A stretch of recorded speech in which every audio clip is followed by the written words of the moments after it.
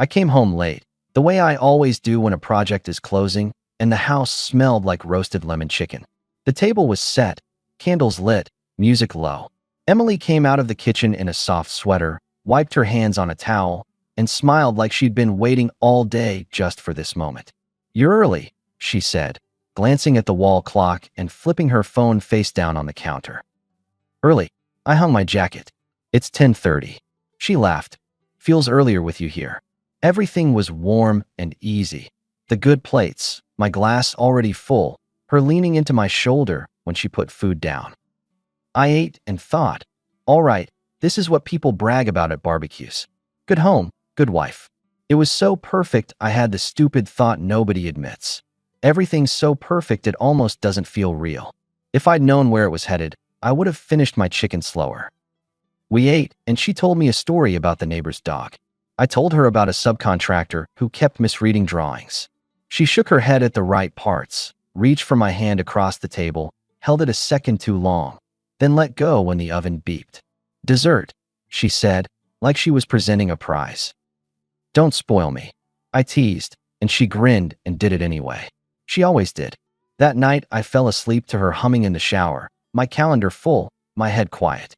I had no reason to expect anything but tomorrow. The next morning at the site office, my foreman Nate dropped a box of fixtures in the doorway and whistled. "You look like you slept," he said. "Miracle cure?" "Chicken and candlelight," I said, sliding a plan sheet across my desk. "You should try being married to my wife. 5-star service." He bumped the edge of my desk with his hip. "Hard pass. I like disappointing people on my own schedule." We walked the framing, checked measurements, signed off on a delivery. Around noon, my phone buzzed, a text from Emily, a photo of the dessert plated like a magazine cover with, "How'd I do?" I thumbed back a quick "You kept me alive? Thanks." She replied with a gold heart and a "miss you tonight," plus a little joke about me falling asleep in my work boots. It was nothing, and it was everything. I had a grin on my face the rest of the walkthrough. That evening, same pattern. Late home, lights soft, Emily bright and sweet. She stirred a pot. I set the table, easy rhythm. In the middle of it, a tiny ripple. Her phone pinged and she stepped half a turn away, thumbed the screen with her lips pressed together. When she turned back, the smile was back too, like a switch. "Everything okay?" I asked, opening the silverware drawer.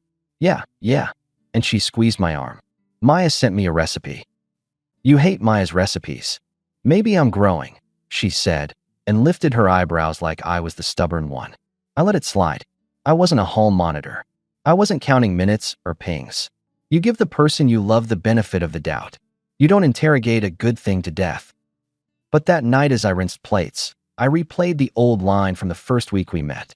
She had said, "I like men with purpose, not men who sit on the couch." It had sounded flattering at the time. Now, suddenly, it sounded like a condition. I shrugged it off. I was tired.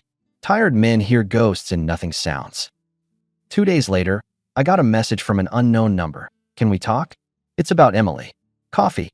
It included a cafe name I knew 3 blocks from the site. My thumb hovered over the screen long enough for Nate to wave a drill in the air. "You on fire?" he asked. "Unknown number," I said. "Probably a spammer trying to sell me a boat." "Get 2. Live a little."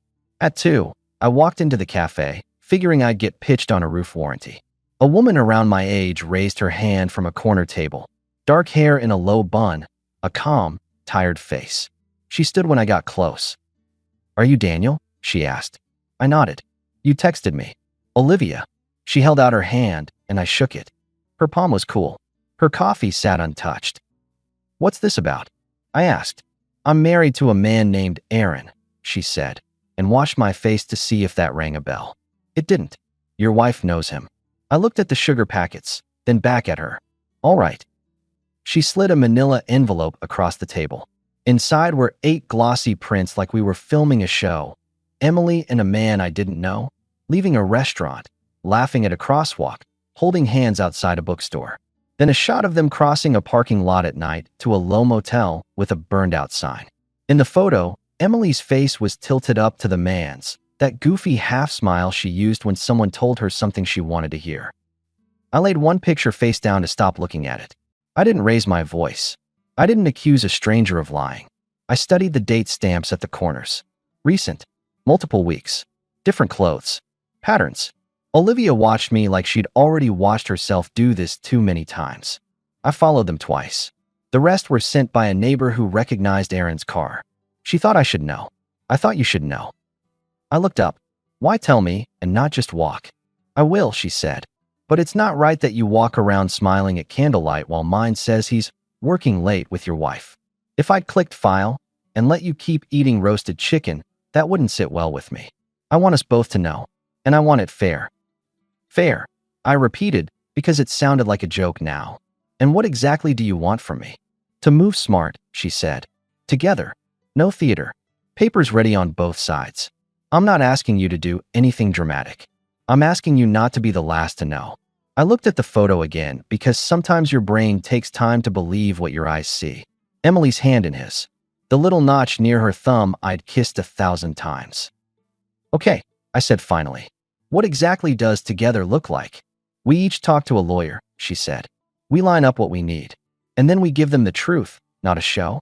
If it's at the same time, they don't spin anything. No stories about misunderstandings. Clean cut. That's it. You want a synchronized exit, I said.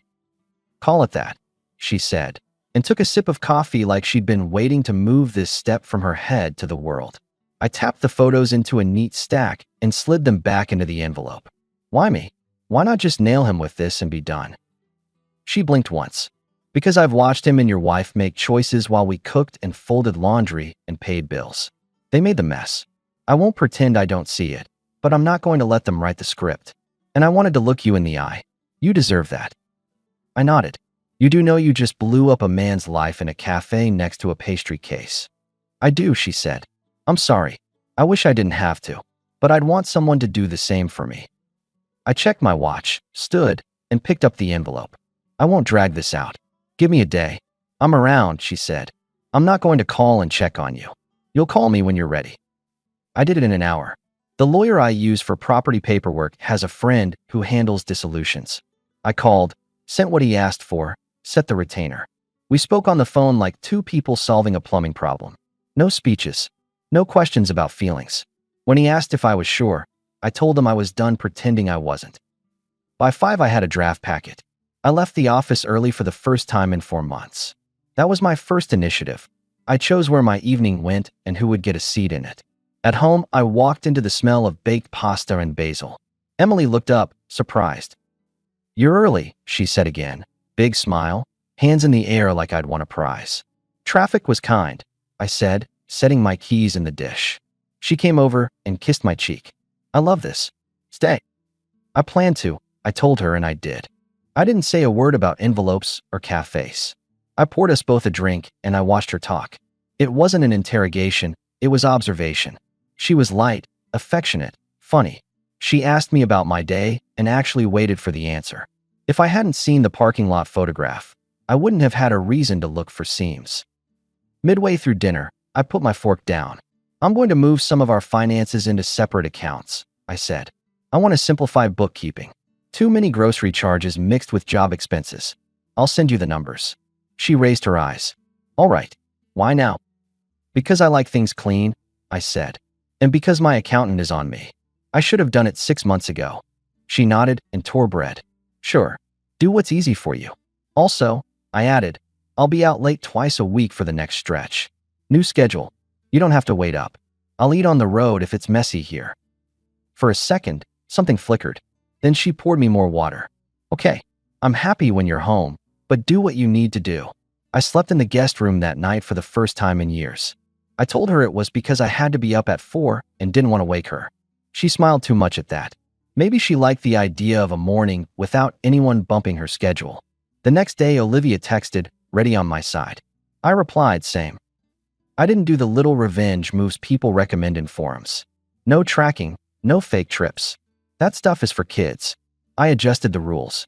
That's what grown men do when they stop pretending. I moved my valuables to the office. I booked a gym near the site, so mornings were mine. I told my foreman to reroute all calls to me from 7 to 9. He gave me a look like, you're human again? I gave him a nod. 2 nights later came the first soft pivot. I came home to lasagna and a lunchbox labeled with a sticky note that said, For you tomorrow. I lifted the lid. Orange slices, a sandwich, a little chocolate. Emily leaned against the counter like she was sorry for every time she had been sharp. Thought I'd take care of you for once, she said. I've been a little distracted lately. Work friends, you know how it is.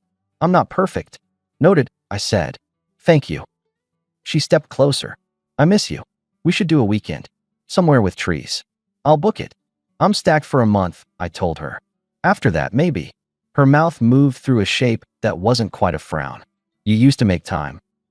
I still do, I said, picking up the lunchbox. Just not for confusion. Confusion? Long hours, I said mildly. No need to read into anything. She studied me with that look people use when they're measuring how much you know. Then she patted my chest. You're hard to read sometimes, you know that? So I've been told, I said. I wasn't going to reward the soft pivot with an open calendar. That weekend, we had a neighborhood barbecue, the backyard kind with paper plates and lawn chairs. Our neighbor Eileen loves to narrate everyone's life like it's a sport.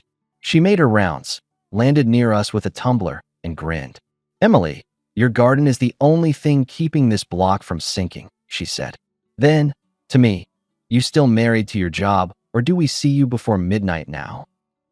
Depends if my boss lets me out, I said, half a joke. Emily chimed in. He's got that hero complex.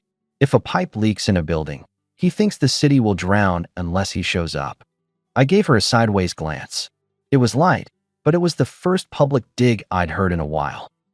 Somebody's got to keep the water out, I said. She bumped my shoulder. Sure, sir, fix it. Maybe fix your sleep schedule. Eileen laughed. Oh, leave him alone. We like men who produce things. Emily made a small face and sipped her drink. It wasn't an attack. It was a test balloon. How far could she tease before I flinched? I let it hang there, and then I set a public rule. If we're doing jokes in public, I said, looking at Emily, the ones about me will be kind. Same goes the other way. Put the sharp ones back in your pocket. That way we both get to walk home with our heads up. Eileen made a little, ooh, like I'd served a decent ball down the net. Emily blinked, pasted a smile on. Relax, it was playful. And I'm letting you know where the line is, I said. That's me relaxing.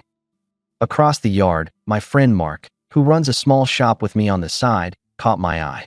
He gave me a thumbs up like, finally. That was my second initiative. I drew a public boundary without a scene. Adults understand rules. Children throw tantrums. I wasn't here for tantrums. 2 days later, the second pivot came. Emily woke me at 5:30 with coffee the way I like it and breakfast that took more steps than anyone needs before sunrise. I've been thinking, she said, moving around the kitchen in socks. I've been a little edgy. The project's got you stretched thin and I'm adding static. I want to be better. We're good. You and me. We are, I said, watching her crack eggs. It was sweet, and it was a little much, like somebody had read a manual. She set a plate in front of me, then perched on the stool like a student waiting for a grade. You're perfect, I told her, and forked up the eggs. I meant, you're perfectly consistent. After boundaries, she brought roses. After I separated money, she stuffed a lunchbox with care. I wasn't fooled. I wasn't cruel either. I let her be kind without giving her the keys she wanted. I kept meeting Olivia, strictly friendly, no plotting. We talked on a bench under trees near the cafe. Then on a Tuesday, we walked around a hardware store because I needed hinges and she needed to keep her hands moving. We didn't talk about Emily or Aaron unless one of us had to confirm a date or a document. We talked about her job in a clinic, about the volunteer work she liked, about her stubborn brother in Tucson who still called every Sunday. I told her about my dad teaching me to drive a stick in a church parking lot. I told her about the first deck I built for money and how the homeowner changed the design 3 times and I still got it level. She laughed at the right places. She had a dry line in her the way people do after they've been tested. Not bitter, just sharp enough to keep the world off her ribs. At the shop one evening, I was cutting plywood when Mark leaned on the doorframe. You look calm, he said. I assume that means you're about to do something decisive. When am I not decisive? I asked, setting the saw down. When you try to be nice, he said, you get soft on the edges. Then you put the brick back in your hand. I'm done being soft, I told him. I'm making clean moves. He nodded. You need anything on my end? I might need the truck this weekend, I said, and your presence for a beer later. Consider it done, he said, and jerked his chin toward the parking lot. Someone's here. Olivia stood by my truck with a small bag. She'd brought the original prints back, not wanting to keep them in her house another night. "Paper's ready," she said quietly. "My timing's set." "Mine too," I answered. "When?" "Soon," I said, but not as a surprise to me. I won't walk into anything blind. She nodded. "Text me 2 hours ahead. I'll be there when you are." That night, Emily slid into the living room with a blanket and turned on a show. She put her feet on my lap like this was a postcard, and I rested my hand on her ankle out of long habit. At the first commercial, she muted the volume. "Hey," she said, "I've got a question." "Shoot. Do you feel like we're on the same page?" She tilted her head and blinked like the girl who'd once been worried about meeting my mother. "I do," I said.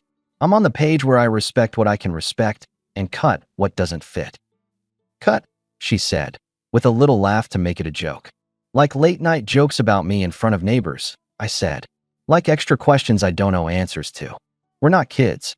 We set the rules and live under them." She studied me. "You're different this week." "I'm clear," I answered. "There's a difference." "Clear about what?" She pressed soft. "About me," I said. "About what I'll do and won't do." She leaned her head on my shoulder. "I like clear. I can work with clear." I left it there. I didn't need to tip my hand. People who live 2 lives count on your patience. They plant little fires and wait for you to carry water. I wasn't carrying anything anymore. 2 days later, at lunchtime, Emily called. "Dinner at Maya's tonight," she said. 7 sharp. "She's making that thing I said I hate." "You'll survive." "I'm out," I told her, flipping a page on my clipboard. "Long day. Rain's coming. We're covering roof openings." She sighed into the line. "You always find a reason." "I found a priority," I said. "So you're just not going?" She wasn't angry. She was measuring. "I'm not," I said. "Tell them I said hello." That evening, I ate a burrito in my truck under the rattle of a storm and felt something click in my chest like a lock. I wasn't hiding. I wasn't sulking. I was choosing. That felt better than any candlelight had felt in months. On Friday, Olivia texted, "Aaron's travel story is set for Saturday. He thinks he's going to see a friend out of town. He asked me to water the plants." The time on her text lined up with the hours on Emily's girls' night. I stared at the screen long enough to hear my foreman call my name twice. I wrote back, "Saturday evening. At my place. 2 hours before, meet at the corner." She sent a simple, "Got it." Saturday, Emily wore jeans and a white top and kissed my cheek near the jaw like she always did. She smelled like citrus and patience. "Don't wait up," she said brightly. "We might watch a movie." "Have a great time," I told her, and I meant it in the way a surgeon says, "Scalpel." When the door closed, I walked room to room. Not looking for signs. I'd stopped that. I was checking that the file in the drawer had every page, that the key on the hook was the right one, that the duffel near the hall closet was empty. I put the divorce packet on my desk with a pen and a sticky note with a number for my lawyer. Then I turned off the living room lights and sat on the step by the front door with the quiet. At 8:20, Olivia's car pulled to the curb. She got out without drama. Her hands were empty. We walked up the sidewalk side by side. My porch light clicked on. I opened the door. Emily was standing in the hallway, hair slightly mussed, the white top now under a cardigan. Her eyes jumped from me to Olivia and back again. "Who is this?" she asked, voice high like a kettle. "Come in," I told Olivia, and she stepped past me and stood, back straight, in our living room. "Emily, meet Olivia. She's Aaron's wife." Emily laughed. It wasn't humor. It was a deflection that failed. "What are you talking about?" Olivia spoke first, calm the way calm looks when it costs a lot to earn. "I'm married to the man you've been meeting. Restaurants. Bookstores. That motel off Route 5. I brought pictures because I knew you'd pretend not to understand." Emily's eyes flashed to me, to the envelope in my hand, to Olivia again. "This is insane. Dan, what is this? Some prank? Did Eileen put you up to this?" I set the envelope on the coffee table and slid out the photographs, fanning them like cards. "I work late," I said, "but sometimes I get off early." She flinched at the parking lot shot. Her throat moved. She reached for a script and couldn't find one. "That's not," she swallowed. "This is misunderstood. That's an old friend. We ran into each other. He was upset. It's nothing."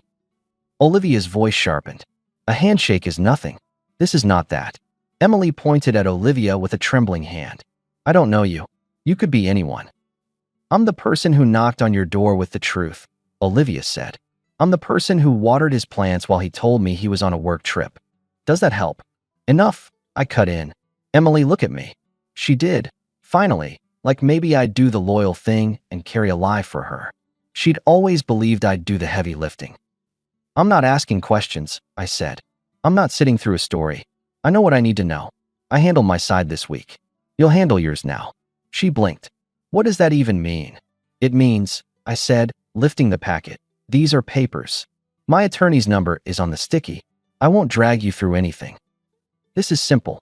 You'll pack a bag and go to Maya's or your sister's for the night. Tomorrow you'll send someone for the rest. You and I are done. You don't have to say anything you'll regret. Just move. Olivia stepped half a pace forward, anger finally breaking surface. You stood in my kitchen, Emily. You smiled at me while you liked my curtains. You said you loved my sourdough, and you were planning dates with my husband on your phone under the table. How do you think that makes a person feel in the room where they feed people? Get out, Emily snapped, pointing to the door. Then to me. Get her out now, Dan. She's crazy. I shook my head. This is my house. She's here because I invited her. And she's telling you what you refuse to hear. Emily grabbed the photos with both hands, flipped through them, put one down, picked it up again. These can be edited. Anybody with an app. They're not, I said. You know they're not. She pointed at the kitchen like the stove would defend her. After everything I do here? After all the dinners, Dan? After all the… Hospitality is not a smoke machine, I said. You made a separate life. You kept this one because it was warm and paid for. That's not love. That's logistics. Don't talk to me like I'm some. I'm talking to you like a man who's done, I said. I'm not angry. I'm not asking. I'm finished. She went quiet, then put both palms on the table. If you do this, you're throwing away a good thing. You threw it, I answered. Olivia's voice cracked once and then steadied. Aaron's expecting me to water the ficus. I'll be at our place with a police-friendly friend when he gets home. Same message. Same packet. He can pack a bag too. Emily stared at her like she was looking at the person who stole the magic trick and showed the wires. Then she turned to me. You can't just… I can't, I said. And I am. I stepped out of her path and pointed at the bedroom. She walked like someone moving in a dream, pulled a suitcase from the closet, tossed clothes like she was late for a flight. Olivia didn't move. She stood by the window with her hands folded. I opened the front door and leaned against it, not blocking, not rushing. Emily came out with the suitcase zipped crooked and her hair half falling out of the clip.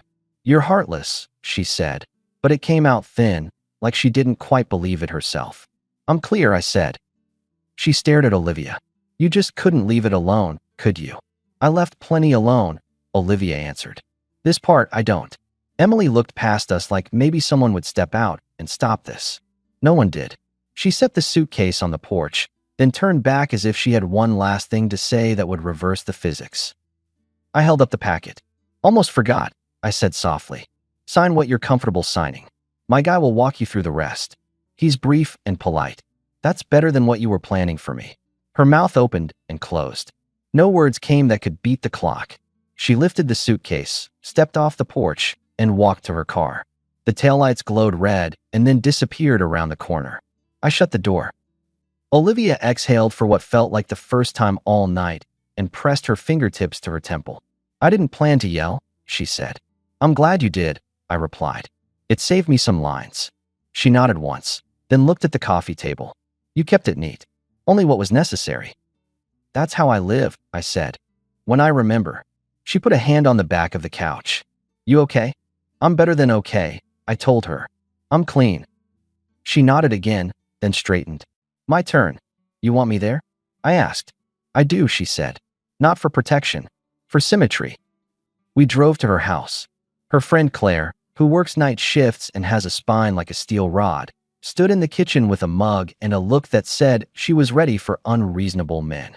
We didn't have to wait long. Aaron came in with the wrong jacket for the weather, a duffel slung over his shoulder. He stopped short at the sight of us. Olivia spoke first, simple like we agreed. Claire leaned on the doorframe and watched him fold under words he couldn't twist. He tried the standard lines. You're overreacting. This isn't what you think. And Olivia handed him a packet as neat as mine.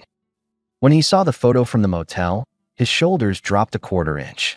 He packed a bag under Claire's watch and left with it. It wasn't loud. It was just final. By 10, we were back at my place. I looked around the living room like it was a room I'd rented for a season and was now moving out of emotionally. It's strange how quickly furniture starts to look like props. I have an idea, I said. To flip the script. Olivia raised an eyebrow. We're not going to sit here and scrub our floors, I said. Call 2 friends you trust. I'll call 2 of mine. We'll eat takeout and toast to the end of a bad play. She smiled without quite meaning to. That's probably the sanest thing anyone suggested to me this month. Give me 20 minutes, I said to Mark when he picked up. Bring chips. Bring that card game I hate. He laughed. Done. Proud of you, he added, and hung up. He's generous with his words and stingy with his time. I count that as real support. 2 hours later, my living room was full of people who didn't need the whole story to know the direction of it. Mark showed up with his girlfriend Tessa, who does accounting like a surgeon does an incision. Olivia had Claire and a quiet neighbor named Devin who turned out to be funny when he wasn't on guard. We ordered an irresponsible amount of food and put music on. To clean exits, Mark said, raising a bottle like he was christening a ship. To men who don't narrate themselves into circles. And to Olivia, he pointed with his bottle. You look like you could sleep for a week. To not having to watch my plants wither while someone lies about travel, Olivia said dryly, and we laughed in a way that didn't hurt anyone who didn't deserve it. At some point, Tessa cornered me at the counter. You doing the martyr thing? She asked. Because I'm here to tell you don't.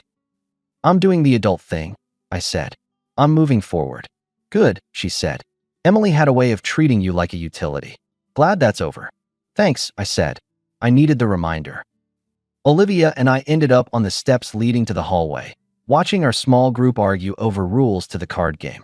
Our shoulders brushed, and neither of us made a big deal about it. People talk about sparks like fireworks. I like small electrical currents better. Less show, more power. Felt good to tell the truth in a room, she said. It usually does, I answered. We're not going to do anything stupid tonight, she said, half a question. No, I replied. We're going to sleep and text each other good morning like civilized people. She smiled. Deal. When everyone left, I dumped cups in the sink and stood in the quiet again. I slept in the guest room by choice that night, not because I had to. In the morning, I made eggs for one. Then I drove to the site and told Nate to mark the walls for a change order like nothing extraordinary had happened in my house. Because in the end, it wasn't extraordinary. It was just a line finally drawn where it should have been from the beginning. Over the next week, Emily came back with her sister to pick up the rest of her things. I wasn't there. I'd left a checklist and a note. Leave the keys on the hook. No speeches. No post-game arguments. Friends drifted as friends do when there's a mess and nobody wants to get it on their shoes. A few sent me messages with too many exclamation marks. I answered with 3 words. I'm doing fine. Word got around about the motel. It always does. I didn't tell it. People fill gaps. Eileen waved at me from her lawn and didn't stop talking. That's her style. You look lighter, she said. Good for you. Thanks, I said. I am. By month's end, I was sleeping better than I had in a year. I moved the last of my things into the master, but I changed the bedding and bought different lamps because I didn't want to look at anything that held old habits. The kitchen looked bigger when there were just the plates I used. It's funny. Clarity makes rooms larger. Olivia and I started meeting on purpose without the shadow of a plan. Coffee became dinner. Dinner became a walk by the river with bad ice cream, and the kind of conversation you only have when nobody's angling for anything. What scares you? What you're proud of? What you'll never compromise on again? She asked me hard questions. I liked her more for it. I learned she hates being rushed and loves fixing small broken things around the house because it gives her control in a world that ignores her sometimes. She learned I like order and handle chaos by labeling it. We were not 2 people clinging out of grief. We were 2 people with clear minds choosing to spend time. One evening, months later, Mark and I stood in the doorway of a new job site, watching sun pour over fresh drywall. You going to tell me you're happy or make me guess? He asked. I'm good, I said. Truly. He nodded toward my truck. She's waiting. She is, I said. Patiently. Don't mess it up, he said. I won't, I promised. I heard, in the periphery, that Emily left town. A friend of a friend mentioned she'd tried to plant herself in Aaron's place, and he declined. People who depend on borrowed attention need a host. Without one, the parties get smaller. I didn't keep score. I didn't wish her harm. I wished her a clear mirror. You want an epilogue? Here's an honest one. I moved into a smaller house on the edge of town with a garage big enough to build things on weekends. I traded my old truck for one that starts even when the temperature wants to be difficult. I kept my shop and took fewer midnight calls. On Thursdays, I cook dinner and Olivia picks the music. On Saturdays, we meet friends and carry the food out to the deck. I have a new set of rules, and they fit me like a good pair of work gloves. People think the win is fireworks at the finish line. It's not. The win is your calendar on your terms, the feel of your own key in your own door, and the woman next to you laughing because the joke actually landed, not because she needs to cover a noise in her head. Emily didn't call. She didn't send a long apology. She didn't come back for one last speech. That's not our story. Our story ends when she stepped off my porch with a suitcase and I closed the door behind her, looked at Olivia, and said, "You hungry?" Then we fed our people and built something clean. I don't know anyone more than that. I don't chase what doesn't respect me. I don't negotiate with fog. When kindness turns into a costume, you take it off and hang it on a hook for someone else to try. I did that. It turns out I look better without it. If you want to know the last thing I said to Emily, it wasn't poetic. It was a line anyone can use. Sign what you understand. Leave the keys on the hook. That's how a man keeps his dignity. Not by shouting, not by slamming doors, but by setting terms and walking away when they aren't met. And then living well enough that the next time someone flips a phone face down and smiles too wide, you know exactly how to respond. You nod, you take a step back, and you save your good plates for people who earned them.